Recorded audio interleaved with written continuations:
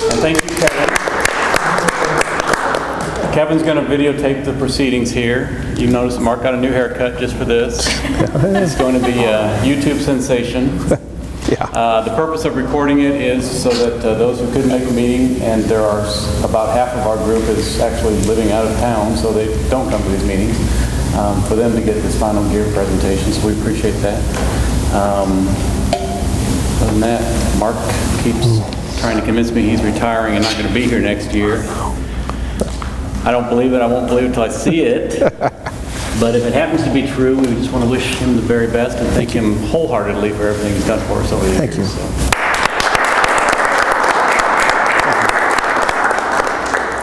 Away we go. So away you go. All right.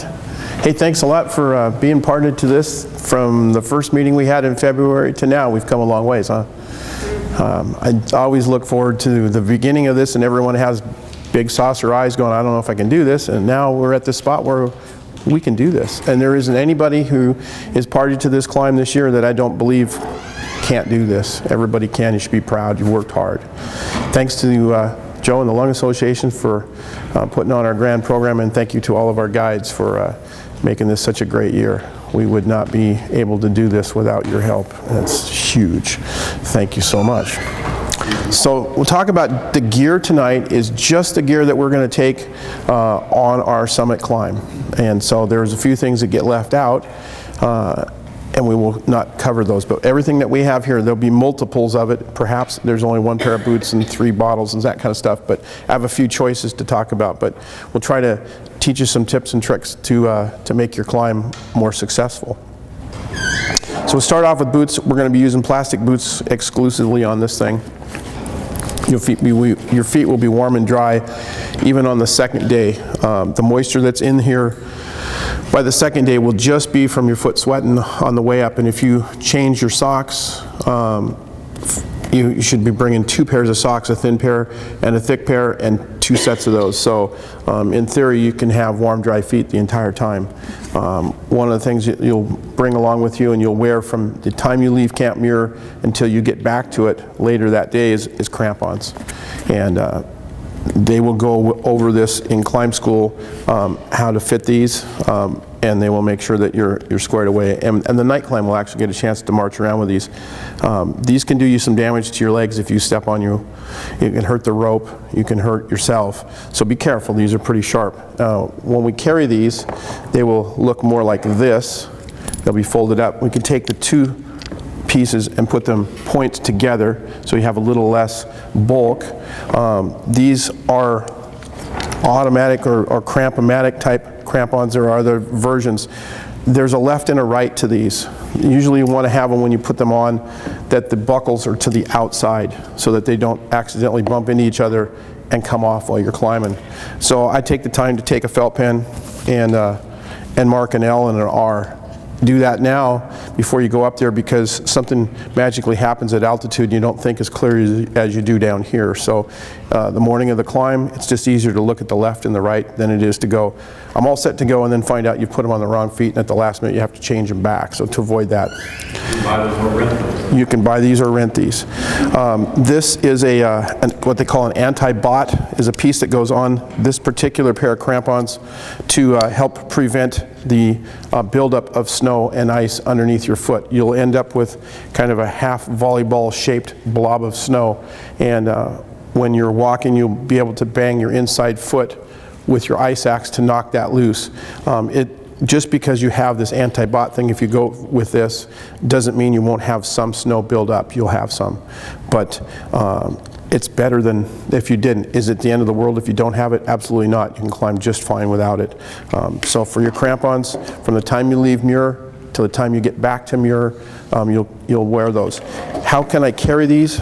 You can purchase a case for them. This is manufactured just for that. It has a piece of harder plastic in here that will help the points keep from poking through into your pack. You can certainly do the same thing by taking a pizza box, slicing it up, and rolling it up, and your crampons are protected. The other thing you can do is you can take a fleece shirt that you're not completely fond of, that you're probably going to wear. It may have a few holes poked into it. You can wrap them up and put them in your pack. The bottom line is they certainly are sharp, and you certainly would have some problems if these crampons started to eat something that was in your pack that they shouldn't have. Don't tie these to the outside of your pack thinking, I'll shortcut this process, I'll put them on the outside. These will generally end up falling on the ground and they'll become somebody else's. And you can't summit without these, so you have to have crampons. So make sure that they're protected from your stuff and they're going to stay in your pack. 2 pairs of socks, thin pair and a thick pair, no more than that. You don't need any more than that. Generally for me, I will wear the same socks on the way up, the morning of the summit and back, and I'll change into dry socks for the walk back down. Somehow that seems to make me feel like this is a good deal for me. If you want to change the night before, great, whatever you choose to do. I try to make use of them and not just bring them and not use them. So 2 pairs of socks, no more. Did you say 2 pair of light socks and 2 pair of heavy? Yeah, too thin, too thick. And if you're comfortable with, by now you should have had a chance to test and train and find out what works for you, which socks are the best ones. Because there's certainly various brands, there's certainly various cuts of them. Some of them are a little more worn out than others, and maybe those work just right for you. And so you should have been able to test by now and know exactly what it is. Those are the ones you want to bring. Your gaiters. Gaiters are going to be helpful, but if you are warm on the way up, you can fold them down, bleed a little heat, get a little better tan on your leg. That's not a bad thing. You'll see the RMI guides, they do that, and it's like, why are they doing that? Well, it's just trying to expose some skin. If you do that, make sure you throw some sunscreen on well below the level of this gaiter, because that's the last thing you want is a horrible sunburn, and that's a place that you can get one pretty easily and not think about it because you can't see it. The back of your leg is smoldering back there and you don't know there's a problem until you go to bed. So make sure you have plenty of sunscreen on for that. Glove-wise, I've got several choices, and I want to have a pair of gloves that I know are going to be kind of the 90% solution. If my hands are a lot colder than that, you should be thinking about an extra layer. My hands are almost always warm. I could build an igloo in the Arctic and you'd be like, why are your hands warm? I don't know, I'm some freak of nature for that. My hands are almost always warm. But if your hands are almost always cold, then you have to adjust. The rule is when you come off the top, you have to have long sleeves, long pants, and gloves on your hand. They don't have to be much, but they have to protect your hand because it's like volcanic glass, and if you slip and put your hand down, you'll stop your fall, perhaps, but if you didn't have a glove on, you'd cut your hand to ribbons. So this pair of gloves has been on top of that mountain many, many times. It's just a cheap pair of garden gloves with a little bit of traction, but this works fine for coming down. I can feel my fingers, I can feel the rope, I can feel my ice axe, and I'm good, and these things are not very fancy at all. I've taken the time to sew these loops on here because I can clip these to my pack like that, so I can't, in theory, lose them. I'll put them inside my pack and I'll pull out 2 as opposed to 1, and where'd the other one go? So it's not a bad thing. On my trip up, I'm really liking these. These have a little bit of a leather palm.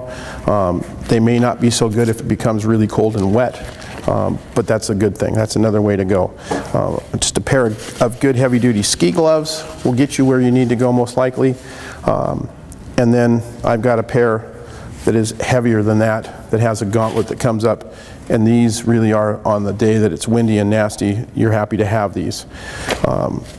Some people will say, oh, I like wearing mittens. Well, there's another way to do this. You can wear a glove underneath, and then you can wear an over mitt that will cover up that glove. This will knock the wind down, and this may be fine, and then later on when the wind dies down, you can take this off and your hand is still gloved. I can still operate my ice axe and my rope with a mitten on, but not nearly as well. So this is a kind of a solution that will help knock the wind down. This doesn't really provide me much heat, but it does prevent the wind from blowing, and that's kind of a nice thing. And then I have just a pair of fleecy type gloves that are kind of in between a light glove and a little heavier pair. Certainly you don't need to bring all these gloves, but you want to have it kind of covered to say, hey, it's a July climb, the wind's blowing hard, and my hands are used to being warm and I get cold pretty easy, then you got to bring enough stuff to make sure that works. So the list says you need to bring at least 1 pair of gloves.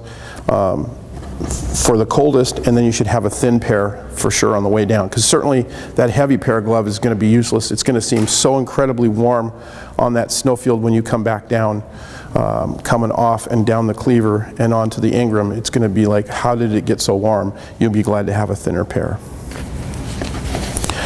Hats and stuff. I like a hat that has ear flaps that will fit underneath a helmet, and we'll talk about helmets as we get to it. This is a pretty nice thing. It's got a chin strap on it. It looks silly, but when it's blowing really hard, and you will have your helmet on, so this won't be quite such a problem, but if it's blowing really hard, it'll actually pull a hat right off the top of your head, perhaps, when it's blowing that hard. If you've got a helmet on, it won't. But having some ear flaps is nice.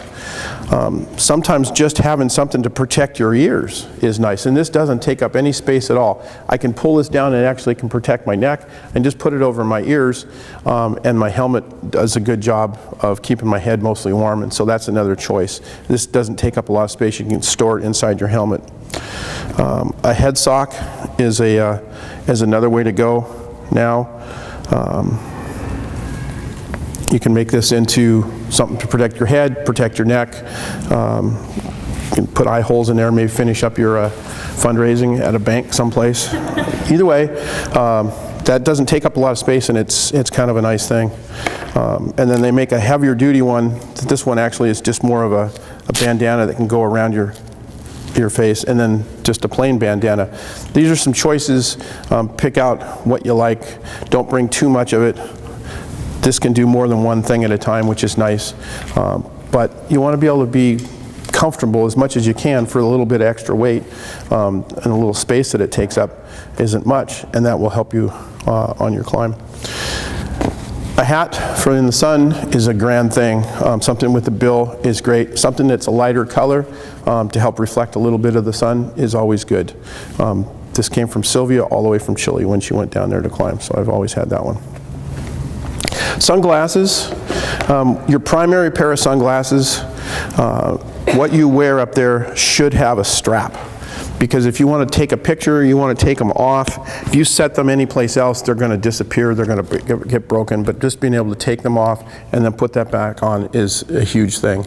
All of this stuff down here doesn't seem like that big a deal, but when you get that high, it starts to become a problem perhaps. And if anything you can do to engineer away those problems, the better it is. So a nice pair of sunglasses, and then having a case to keep them in so they don't get crushed up is good. If you wear contacts, I would more than recommend you bring a pair of glasses to go with them, because if something happens to those contacts and you can't see well, you certainly want to have glasses to back them up. Keeping them in a hard case doesn't weigh a lot, doesn't take up a lot of space. That's a nice thing to do.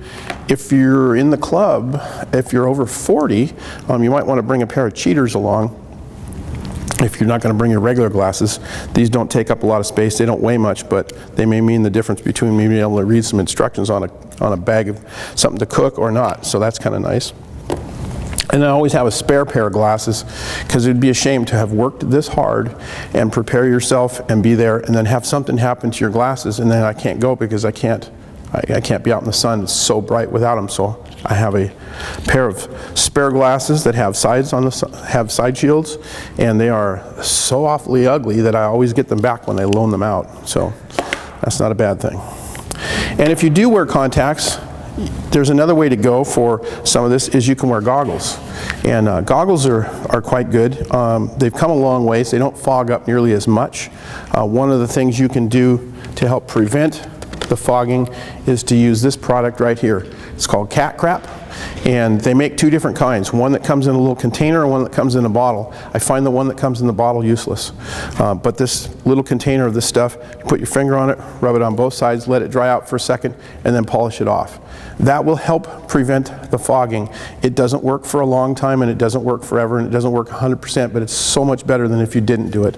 You'll find that okay. It does clean the glasses pretty well, and this can go with you. It doesn't take up a lot of space. Maybe throw that into your pack. Sunscreen and lip balm. SPF 30 or better, waterproof. Now they're saying broad spectrum SPF. is the kind of the number and the name you're looking for. This stuff they sell at Whitaker's. I've used this for a number of years now and had pretty decent success with this. It doesn't take up a lot of space, little goes a long ways. Put this stuff on. If you're not taking a shower in the morning before your climb, put it on the night before, let it build up, let it get kind of soaked in and be ready to go, and then put some on in the morning before you go up, and put some on at every stop. The exception being the stuff we do in the dark. But for sure, before you even leave the Muir, before you leave Lagambu Hut in the morning, put some sunscreen on, because you have to have a base. It has to keep working. That's going to help you. And then for your lips, this is SPF 50 now. They finally have come up with a 50, and this is great stuff. It's really bad having sunburn, anything. Lips are included. And then medication-wise, whatever you bring with you, make sure that you talk to your Rainier Mountaineering folks, because they're going to ask, do you take any medicine? Yeah, I take some for blackouts. Well, I'd like to know that if I'm going to be on a rope with you. So they're going to want to know, and they may say, not today, you're not taking that, or okay, we'll make a note of it, we don't know what it is. You can explain it to them. Simple stuff like Advil, this can help with a little bit of a headache. It's not a bad thing. Mostly what will help us really is staying hydrated.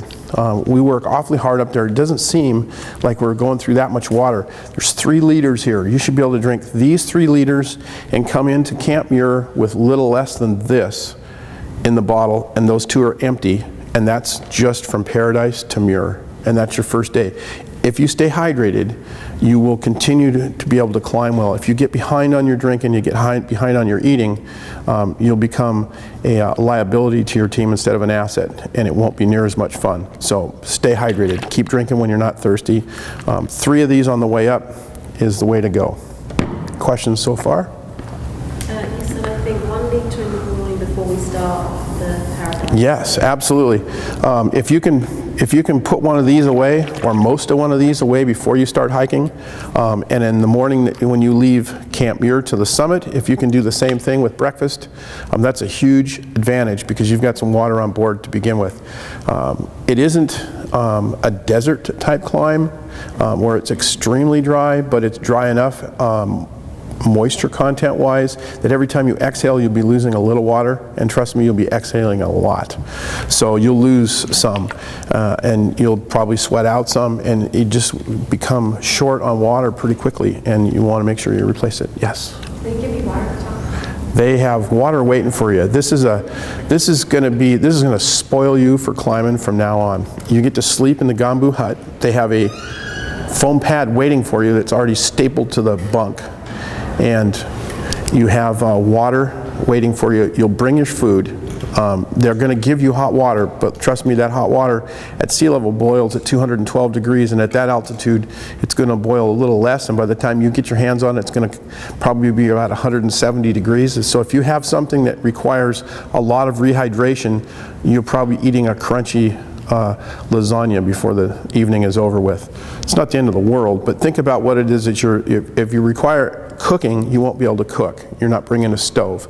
You're just going to be able to put hot water on. But that is such a luxury that you don't have to melt the water and boil it. That's a great thing. So think of that with your food. Yeah. And how many litres on the 2 days prior to the Paradise to Muir? I think I would just try to make sure that I get 6 or 8 glasses of water during those 2 days. Not like, you can only carry so much, but just make sure you're not dehydrated when you start. And if you start hydrated and you continue to hydrate along the way, you're going to have a much better time. And it may actually mean you have less of a headache too. Pee should be clear, right? Yes. They say if you're peeing white, you're peeing right. And there's truth to that. So if there's no color in it, you're probably okay.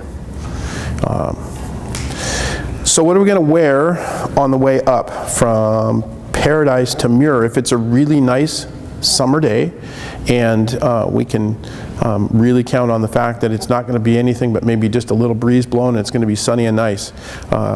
We can get away with shorts and a t-shirt, or shorts and a button shirt, short sleeve shirt. I want to make sure I wear enough sunscreen to make sure that I'm not fried on the way up there, because that is a horrible thing to be starting your first day burned, and then the second day you have to put long pants on, and it's tougher than it should be. So make sure you have plenty of sunscreen, and make sure you have a shirt that will give you the SPF rating that shirts do now, so that you don't have a shirt that allows the light to come through and you get a sunburn underneath your shirt. That's a horrible thing. And this one has buttons all the way and it has short sleeves.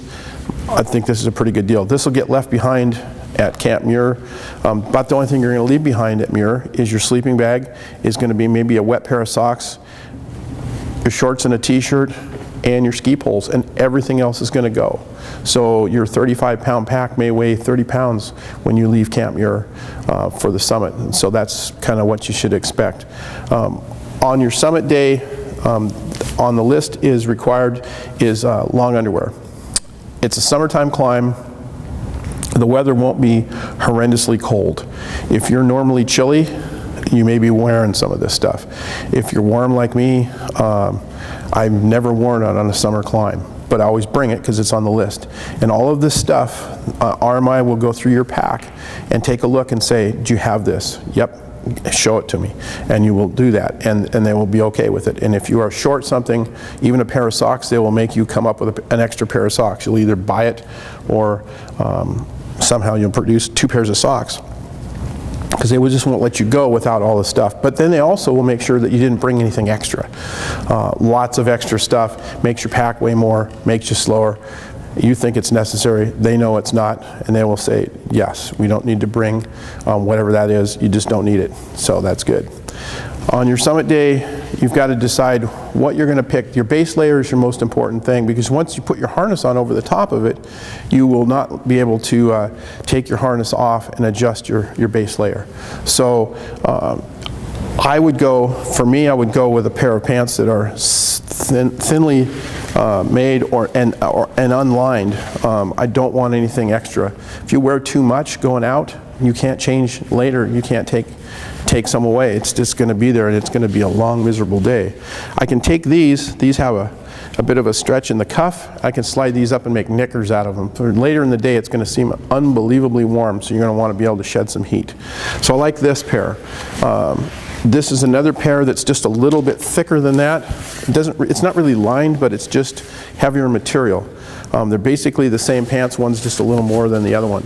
If you're a little chillier, or if this day is going to be like, hey, this is going to be the day, maybe I should wear these, then that's what you do. If you're naturally cold, then maybe some long underwear underneath these. But remember, whatever you put as your base layer, once you put your harness on, it's not going to change. The top half, good news about that is if you want to put something else on, or take something off, you can do that, because there's no chest harness involved. I like a lighter colored long sleeve shirt. I can roll it up. It's got buttons. I can open it up and air it out, and it's got something to help keep the sleeve rolled up, because stuff gets annoying at that altitude when it keeps rolling back down, and this will stay up there. So I like this. This I can unbutton, and later in the day when it's warm coming off off the glacier, it's just nice to be able to get some more air. So that's what I would wear going out. Maybe nothing else at all, but if it was chillier, I could throw a sweater on over the top of that. This is just fleece. I like this because it has a zip that I can open it up later on. If it becomes too warm before I can take this off, it's nice to be able to bleed some heat, so I'll take and I'll open it up. So that's maybe the sweater component. This is just a synthetic shirt, but this one has a great zipper on it too. And I really like all of these things to have a zipper. I want to be able to lose some heat, because later on it may warm up and I'll wish I could. You'll see this garment worn by a lot of the guides. This one's made by Patagonia. It's got an attached hood. It's a grand piece for keeping the sun off you. It's kind of a light enough color that will help. If it comes up, the wind comes up a little bit, you can pull that hood over the top, and that's not a bad thing. You can't bring all of these. You kind of have to make a choice what's on the list, but there's some ways to do it. One of the, well, talk about jackets first. I've got several fleece jackets here, thinner, thicker, kind of in between. All of this stuff that you see, it's made, so it's called wind stopper is the name of the material, or kind of the way the material is made. This really does block the wind. The first time I tried this out, I got one of these coats and I drove down the freeway with my arm out the window, and it really did, at 60 miles an hour, block the wind.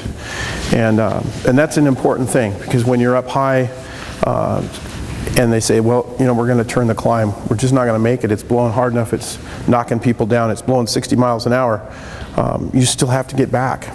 So the day is not completely over yet. You still have work to do. So being able to bring a coat that doesn't take up a lot of space, is single lined. I don't have any one particular jacket that's just fat. I want to be able to make choices, make some layers. That works out pretty good. Food-wise, you need to eat. You need to eat about a half a sandwich at every stop. That kind of equivalent. You want to bring some chow along. If you run out of gas, you will definitely become a liability to your team. You've got to eat, you've got to drink. Bring in the food now that we've been practicing with. You know what works for you. You know what makes you happy. I'm going to eat that, it sounds good, it tastes pretty good, I'll keep eating it. The higher you go, the less you want to eat. The more important it is that you do. You can put the stuff in Tupperware, you can put it in a plastic bag and have it turn into some weird sculpture. By the time you eat it, it's still going to taste good. The night at Muir, when you go from Paradise to Muir that first night, they'll bring you hot water, but remember to bring something that reconstitutes with that hot water easily. It doesn't have to cook in it, because it won't be hot enough to cook it. It's just going to be hot water, but you can make it happen. Simple hardware to make this happen. A cup and a bowl, and a fork and a spoon. This happens to be titanium. It doesn't weigh much at all. If I was going to just do this with something that was a little heavier, I would just bring a spoon or just bring the fork. You don't need them both. But in this case, the two of them together weigh less than probably a regular one. And then this cup has been around since I was a kid in Scouts, and this dish, my dog ate out of when the dog was little, and the dog has been gone for a long time. So the stuff doesn't take much. You can bring a butter tub, and that's fine. You just need to have some stuff. But I like to put it in a Ziploc bag, because when it's time to do the dishes, I don't have to. I'll just put it in there and we'll just move on. Because everything else that you're going to be eating is going to really require no cooking. That first night and that first morning, you'll have some hot water there. Think about something that you can eat pretty quickly that doesn't require a lot of preparation. There's going to be a lot of commotion at 1 o'clock in the morning when they say we're going to go. And so then everybody gets up and starts to get dressed, and the event starts then. So, you know, something that's easy to eat that doesn't require a lot of preparation is the direction you're headed. But you want to put in some calories, because you cannot come up short on this thing. You want to make sure you eat every time. So, a Gore-Tex coat with an attached hood. This hood is big enough to fit over my helmet. This helmet will go on your head at Camp Muir and won't come off until you get back to Camp Muir later that day. A lot of time will go along between here and there. This thing can't come off. I can stuff a small hat or some kind of thing inside here, and now it's there. I don't have to go through my pack to get it. That's not a bad thing. You can take it off, put something on, and quickly put your helmet back on. Totally acceptable when it's appropriate. Having this thing ready to go, having your headlamp on here the night before is a grand idea. Your headlamp should have one battery inverted before you come up, so there's no way it could get turned on while you're hiking up there, because it tries to. I'm not sure why, but that's how it works. And then a spare set of batteries. Most of the headlamps now, fresh batteries for the climb. yes, fresh batteries for the climb and a spare set of batteries. You have worked so hard to get here. It would be horrible to be put out because your headlamp doesn't work. So make sure that's all good to go. Affix it to your helmet the night before. Easier to do when it's daylight and you're thinking clearly. One less thing to have to worry about. Unless you need it to get to the bathroom, and then even then you can still take your helmet to bed with you, and then you have a... And the harness is going to be Whitaker's and provided by the program. Yes, that's great. Cool. So this jacket is big enough that it fits over whatever my top layer is going to be, and it has a hood that's going to go over the top of this helmet. The next thing that's going to happen is I'm going to have a down coat. And this down coat's going to be huge because it's going to fit over the top of this coat. I'm not going to take anything off to put this on. You think, well, that seems weird. The wind might be blowing, or if it isn't blowing now, it might be blowing when you get ready to make your change. If you open up your pack and start pulling things out, they'll blow away and you won't have them, and that's horrible. So this down coat's big enough to do that. It comes down low enough that it'll keep me warm. It has a hood big enough to go over the top of my helmet. And this is a trick that I made up. I didn't steal this one. When you sit down, you get 15 minutes tops for your rest stop. Your first rest stop is probably the most important one. It's in the dark, you're kind of confused. It's like, where in the heck am I? We're getting ready to go, I feel pretty good. I need to take a break. Well, you reach into your pack, because the last thing you put in your pack is your down coat. It's the first thing to come out when you stop. You set your pack down so that the pack portion is down and the straps, the shoulder straps, are on the upside. You sit on your pack. You put on your down coat over the top of everything else, and you reach into your pocket. Something to eat and something to drink. Before you head out, this little bottle, which may not be on the list, you'll put the hottest water you can get and put it in here. And then you know that this, because you've tested this at home, tighten this thing up, it doesn't leak. That's all right. I put it in this plastic bag of science here anyway, just to make sure. And I put it next to my snack, because this helps keep it warm. So this isn't going to be hard as glass when it comes time to eat it. And then so you can have your snack, and something to drink is waiting for you. Great. It goes back into this bag when you're done. Goes back into this pocket when you're done, and they say, hey, we got about 2 minutes and we're going to take off.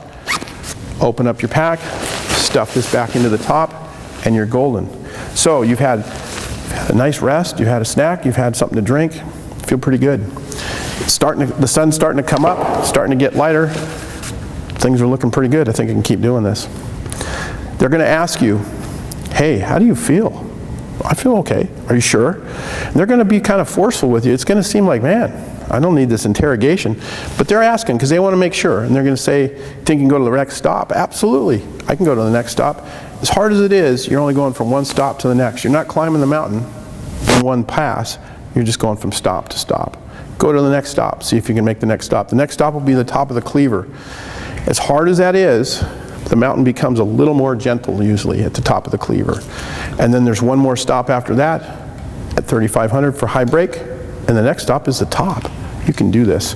So, 15 minutes. The stop like in between. 50 minutes. 5-0. About 5-0. The first stop's going to be a little longer than that. They're going to take you across the Cowlitz, over the sandbox, up the Ingram, and just a little bit above the base of the cleaver. And they're going to give you a place to stop there, and they're going to ask you how you feel, and that's the first stop in the dark. Get everything packed up and away you go. It's slightly downhill by design to the base of the cleaver. That's the exposed part. And then it's going to be up the nose of the cleaver and to the top at 12.5, they'll have another stop. And then at that point, they'll ask you again, how do you feel? And you're like, I can keep going. Just keep on going. If the wind comes up, the only time you'll put on your rain pants is if the wind is bad and the climb gets turned around. That's really the only reason. If they're too warm to take off from Paradise in on the way up, and certainly from Camp Muir up, you don't want these things on. These slide really good. You'd rather not slide if you don't have to. But if the wind is blowing hard and you have to get back, these are going to be the piece that's going to help maybe keep your legs warm so you can get back down. These should be unzipped. They're full zip pants. They should be unzipped about 3/4 of the way up from the bottom and down from the top, so they make the biggest hole you can, because I've got to put these on over the top of crampons and my harness. So I want to make sure these fit. So these will fit with all the stuff I have, and I've added a pair of suspenders to them so they're not sagging down and causing me perhaps to fall because they were too far down. So that's kind of nice. So we've talked about a down coat, we've talked about the helmet. Before you leave Camp Muir, the first thing that you're going to put on next to you besides your first layer is this avalanche transceiver. This one I made, and it's made out of wood. And if someone gives you an avalanche transceiver that's made out of wood, they don't like you much. This one is a good demonstration for this. So you'll put this on next to you, and it'll be turned on, and it'll be in the transmit mode. And it will say transmit, and you'll know that it is.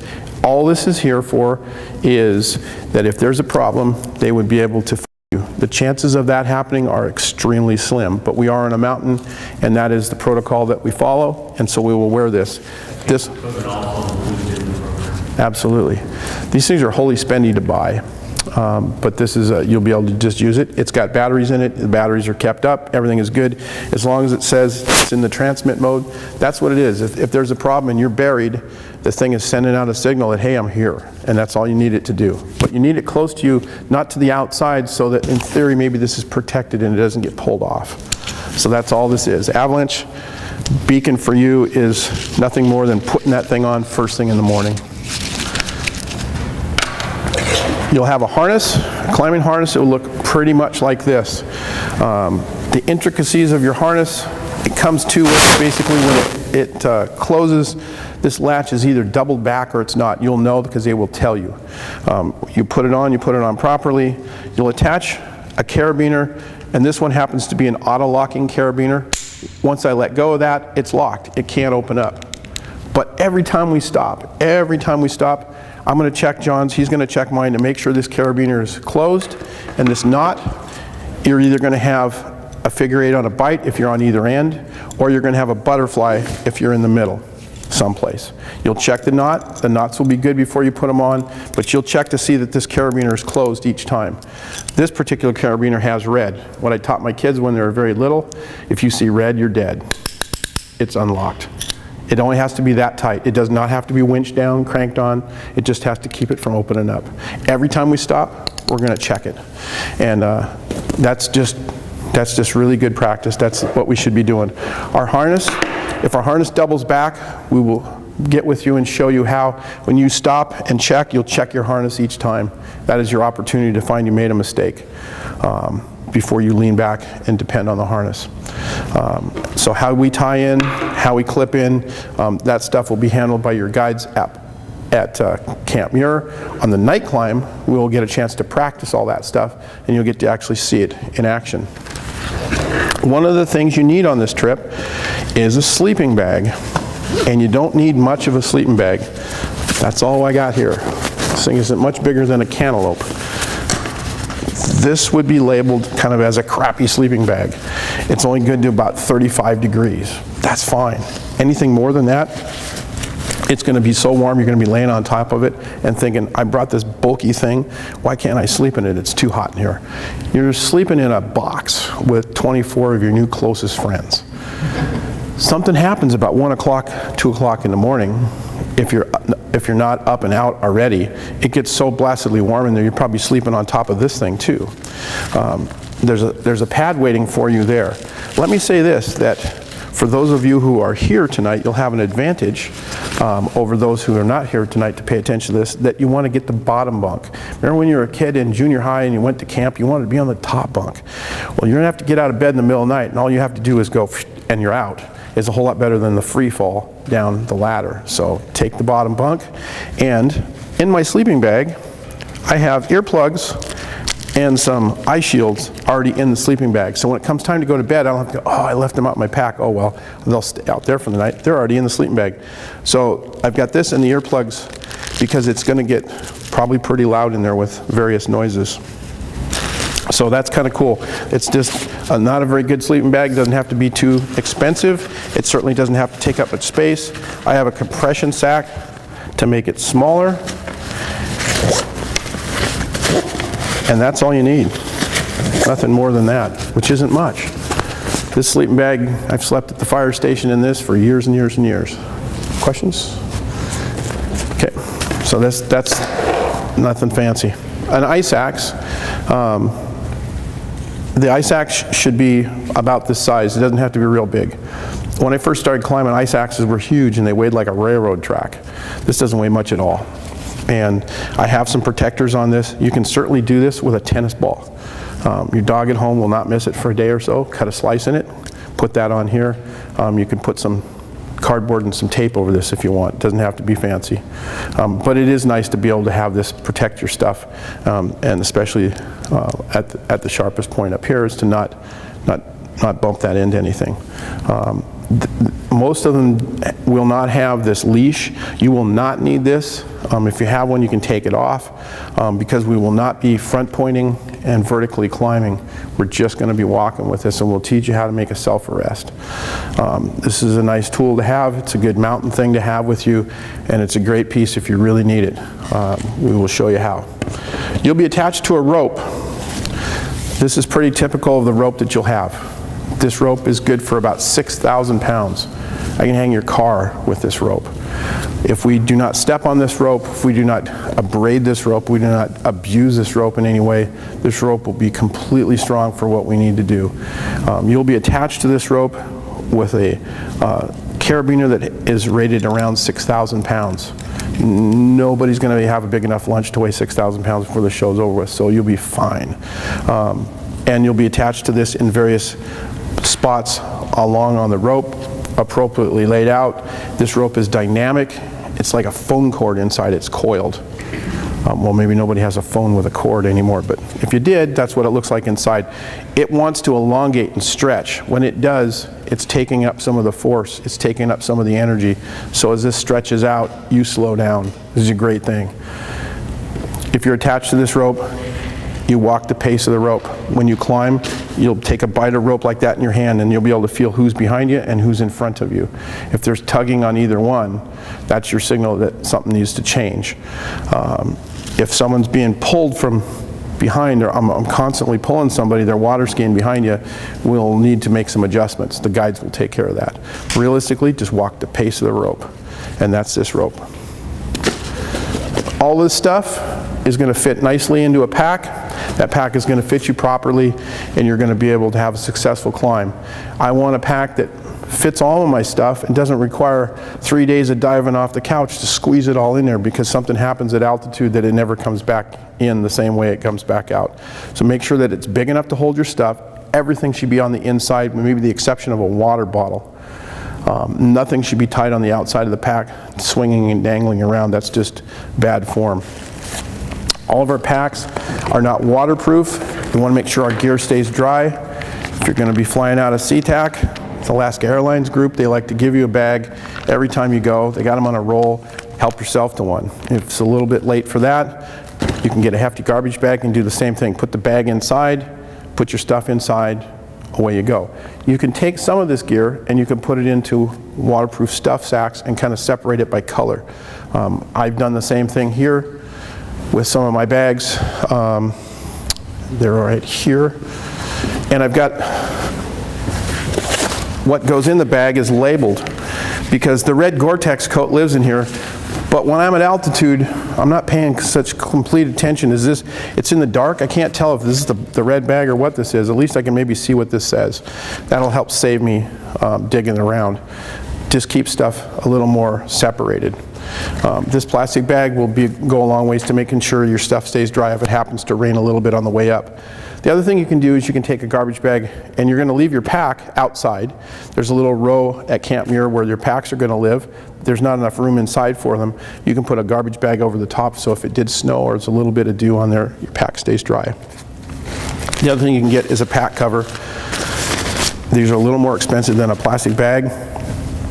Certainly more expensive than free, but this works really good too. We'll take our ski poles. Our ski poles will get us from Paradise to Muir. We're used to using those. We're going to be climbing for 5 hours with a 35+ pound pack. We'll make sure our arms don't give out before our legs. So we'll make sure we have those, and we've been carrying them every time, so everybody should be good. When you're all finished, when you're all done and you're back, it's nice to have a bag that's already packed for you when you get back. Everything you need in here. I got comfortable shoes, I got some shirts, a sweatshirt, I got toiletry stuff for when I take a shower, because when we get back, there's not a lot of time between the time you get back down, maybe have a beer and go, I need to take a shower now because dinner's going to be happening in a little bit. This bag is all packed and ready to go. You don't have to look around. One thing that I always bring with me is a calling card, so because they have a payphone there, they don't have any other source of cell phones or anything will not work, so you can call home and brag and boast to always bring the card, so I can do that.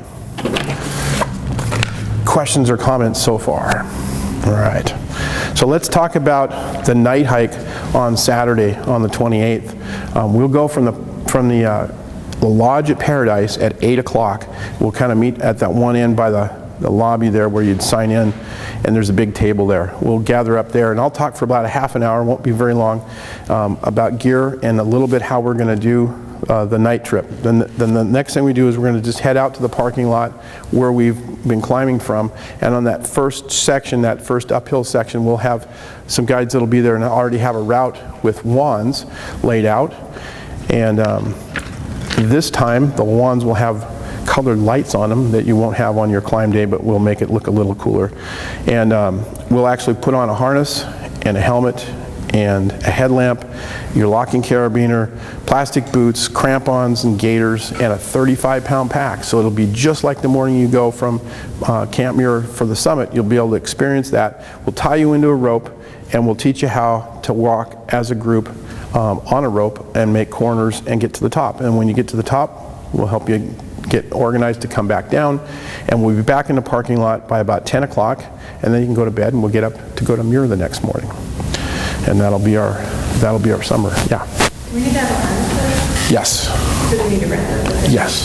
Rent them or buy them, whatever you choose, but they do have to be the appropriate piece. The one you're going to wear. Yeah. So on your summit day, you're going to take off, say you're going to leave at midnight, and they'll get you up at 11 and they'll say we'll be walking by midnight. That first stop is going to be about an hour and 10 minutes. It's a little bit longer. It's going to take you across the Cowlitz Glacier, up and over the sandbox. You're going to change glaciers and be on the Ingram Glacier. You're going to walk across the Ingram Glacier up to the base of the Cleaver, but slightly higher, and you're going to stop there. That's going to be your first 15-minute break. That's where your food's going to come out of your pocket. And after that, it's going to lighten up, so you can probably get rid of your headlamp, but everything else is going to be in play. And they're going to say, we're going to take off from there, we're going to walk at the base of the Cleaver and then start up the Cleaver. And usually there's a crowd of people, there's some people that slow you down. The Cleaver is rocks and a scramble. Yes. Be prepared for that. It's not just on the snowfield. Absolutely, thank you. It's not always covered with snow, and so that just kind of adds more texture to it. And then at the top of the Cleaver at 12,500 feet, they'll take a break there. That will be one of the only places there in the summit that you can cut loose from the rope and take care of business. And taking care of business, remember, it's always better out than in. To walk around with a full bladder, let's just keep going. No. Take care of that, because that's energy that's spent heating that. It's energy spent controlling that. It's just better to take care of it. They will give you a blue bag. The guides will carry blue bags. They're actually physically blue bags. They will carry them up empty, and you will carry it back full. So if you need more instruction on that, get with me after the class. It's not the end of the world, but it's a good thing, and sometimes it happens. Generally it doesn't, but if you need it, you do. And then the next stop is 3,500 feet. That's 13,500 feet is High Break, and that's going to be another 15-minute spot. It's a beautiful day then. Sun's going to be out. You're going to be looking down on Tahoma, all the route that you just came up. It's going to be spectacular. And the next stop after that is the Crater Rim. And depending on the weather and depending on how you're feeling, they may allow you to go across the Crater Rim to the other side. It all counts as a summit whether you just by touching the Crater Rim, so that's good. And so then you'll stay up there either 5 minutes or 50 minutes. Just depends on the wind and the weather. I've been there for 5 minutes, and that was about 4 minutes too much. It was blowing so hard. And I've been up there before when you could have spent the day on a lawn chair and shorts and a t-shirt and had a beer watching TV. It wouldn't have mattered. You could just stay up there all day. It was just crazy good. Somewhere in between is how it's going to go, and then you'll head back down. And you'll stop again at the top of the Cleaver, and you'll stop again on the Ingram, and then you'll make your way back to Camp Muir. And at Camp Muir, they'll have you grab your gear that you left behind, fill up with water again, get hydrated, get something to eat. They're going to probably take a few pictures, and then they'll head down. And so it'll be another 2-3 hours back down. And then once you get back, We hopefully will be there waiting for you and have something cold for you to drink, and then they'll be able to tell you, here's your room, and you'll grab this bag and go take a shower, and that'll be a great shower. Two things will happen, and I can guarantee it because it's been like that every single time for all of us that have done it. It goes incredibly fast and it takes forever at the same time. Your body has a clock that says, this is taking forever. And then there's another part of you that's going, this was so fast. But by the time you get back, it'd be like, I can't believe I left yesterday. It seems like I left like a week ago. A lot happens between paradise and back to Muir and back to the paradise. And it's an awesome thing. And anybody that hasn't done it, it will change your life. Because other than the birth of my kids and a few other things, I don't think anything's been any better. It's pretty cool, and everybody here should be able to do just fine. Just keep going. Don't give up. You'll be all right. If you have any questions about any of this stuff, you send me a text, and I will be able to answer your question and help you get through whatever it is that you're worried about, because there's a lot of things that happen between now and then, and it seems like the first portion of this, everybody's like, yeah, I got it. And then the last few weeks, everybody's like nervous about it. There's no reason to be upset. You send me a text at 2 in the morning, I'll try to get back to you. I want to see you succeed. I want you to get to the top. And if you don't make it to the top, wherever your summit is, then that's pretty good too. Yes? I was just wondering about the gear. Thank you, Mark. Really helpful. But if I don't have a sleeping bag, am I going to go out shopping for one? I can also borrow one, I can rent one. Yes. There's I use one. I mean, there are options. You don't have to go out to REI and buy the most expensive gear. exactly. The sleeping bag that I have, out of all the stuff that I'm, as you can kind of see, it's like good gear means a lot to me. This sleeping bag's a hunk of junk because it isn't real big. It doesn't provide me a whole lot of warmth, but it doesn't take up a lot of space. And it's been going along, and I've used this a lot of times up there. When you're staying in the Gambu hut, now I'm not staying in a tent, I'm not sleeping on the snow or the ice, it's not a winter climb. Those are parameters that require a better sleeping bag. But this is a lightweight sleeping bag, so if you can borrow this, make sure you fit it though, because there are some sleeping bags that they sell that somehow they would fit kids. They put adult sizes on them, and it's like, I want to be able to fit all the way in it. But you'll have a down coat, you'll have fleece that you can wrap around you. You have some things that you can do that you can make this cheesy sleeping bag a lot warmer if you have to.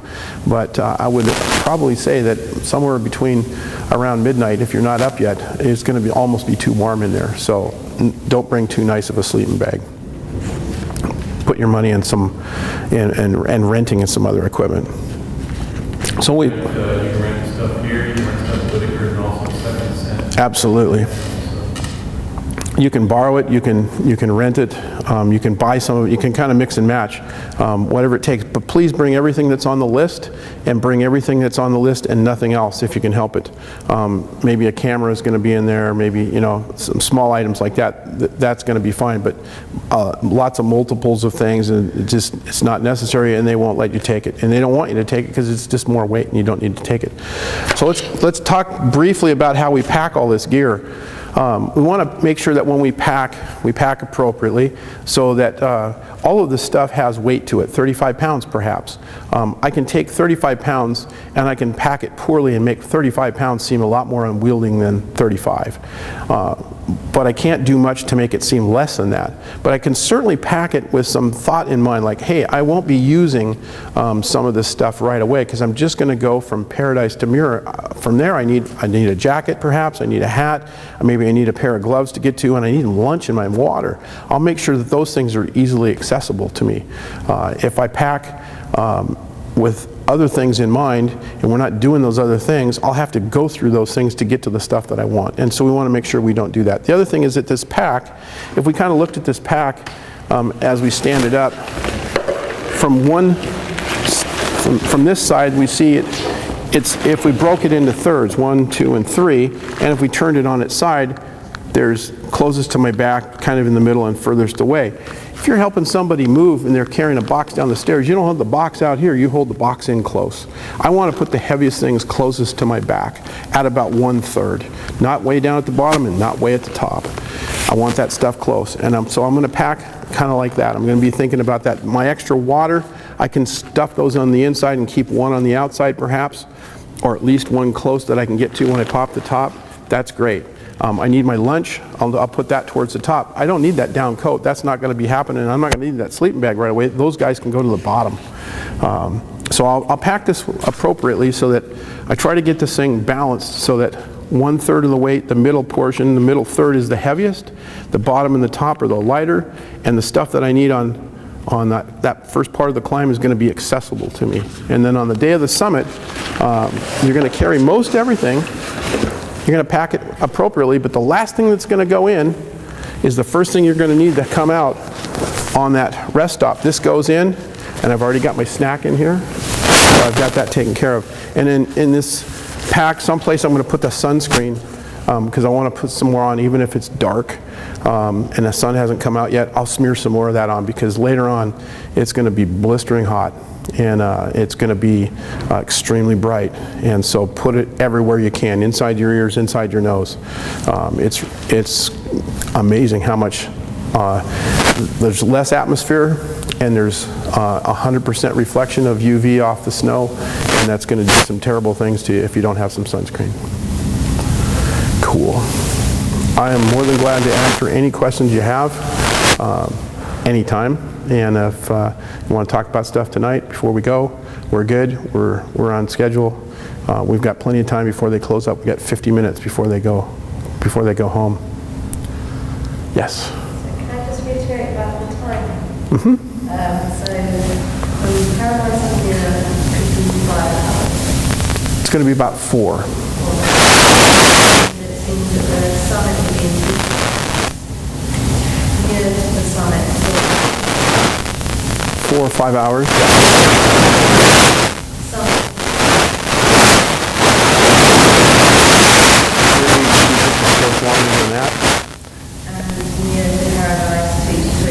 Yeah, so you're going to walk 19 out of 24 hours is about what is going to be happening there. And so you can't do it in one pass. You kind of have to decide, I'm going to do it, and I'm going to go 50 minutes and take a break, 50 and take a break.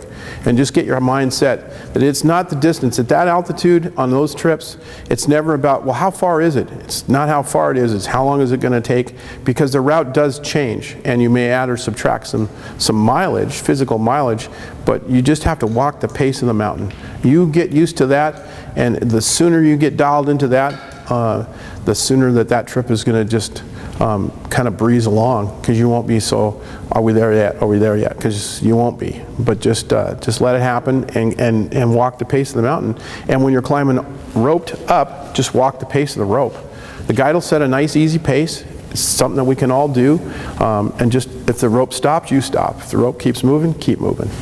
And there's going to be some places where there's going to be some stop and start, and it's the accordion of everybody coming and going and stuff. We try to avoid that. So when the rope stops, you stop and wait, and we'll teach you that when you get to a spot, the first person that gets there will stop, and they'll coil in the rope as they come. And they'll take that rope and they'll put it on the snow, and they'll take an ice axe and put that in there, just as a little bit of safety if somebody was to take a little fall while we're roped up and we're still attached to the rope but we're stopped. Then when it comes time to go, the first person will go, the next person will go until the rope is all played out, and then the last person who's here will follow the rope down and will walk the pace of the rope. So sounds kind of confusing now, but trust me, after you've been doing it for like 10 or 15 minutes, you'll be an expert. And then it's just wash, rinse, repeat. Just keep doing it. You'll get it. Thank you very much. I hope everybody sees the top. I don't see any reason why you couldn't. I think it's great. Good group. Thank you. Thank you.